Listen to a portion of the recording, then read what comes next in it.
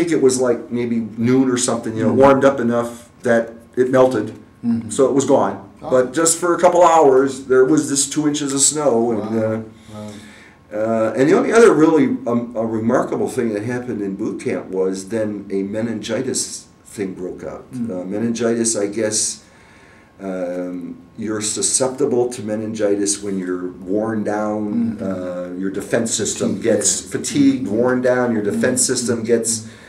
Well, apparently in another barracks, like down the street, a kid had died. Oh. And they had another, so one kid died, and then there was several people around that also got it. Well, this is bad. Well,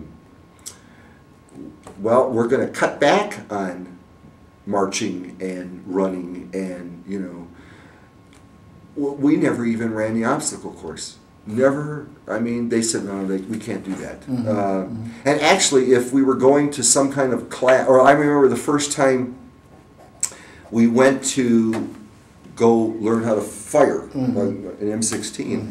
That was way on the other side of Lackland, and the drill instructor got us out really early, like 4 o'clock or something.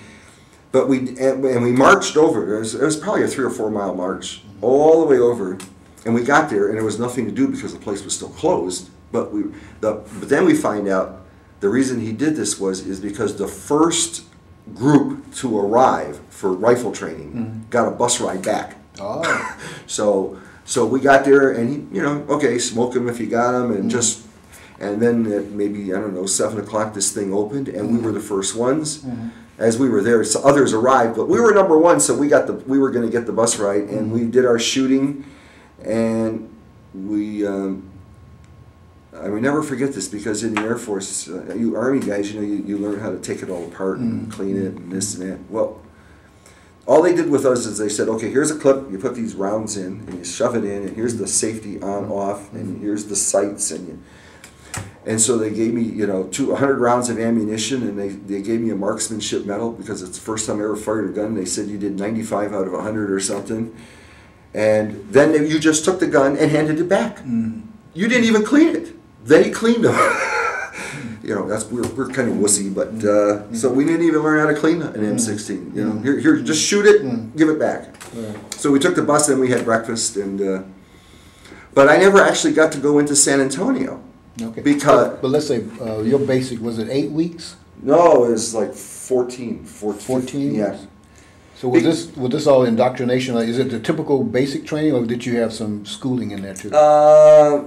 You would have a lot of schooling as far as like Air Force rules and regulations and procedures, and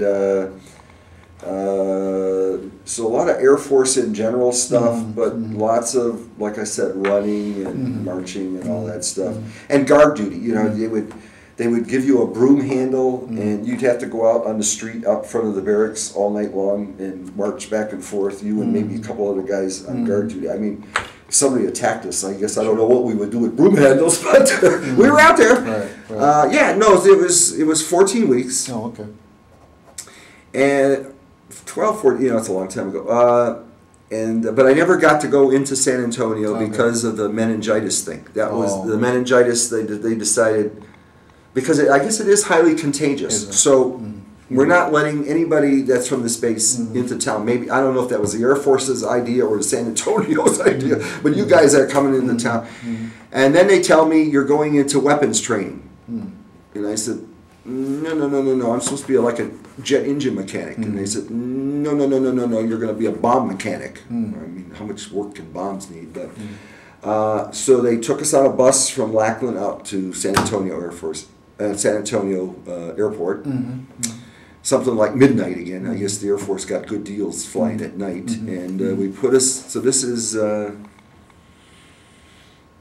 well, probably around the second week of March, third week of March. So maybe you're right. Maybe basic was 8 weeks or 9 weeks. Yeah, could have been. Because I guess, yeah, because we got there in middle of January, 20th of January, and we left the second week of March. So, yeah. And again, they were hurting for people, and I think they actually had, because of the fact we couldn't do the obstacle course, they chopped weeks off of the boot camp. So they put us on a plane at around midnight, and we flew us to Denver,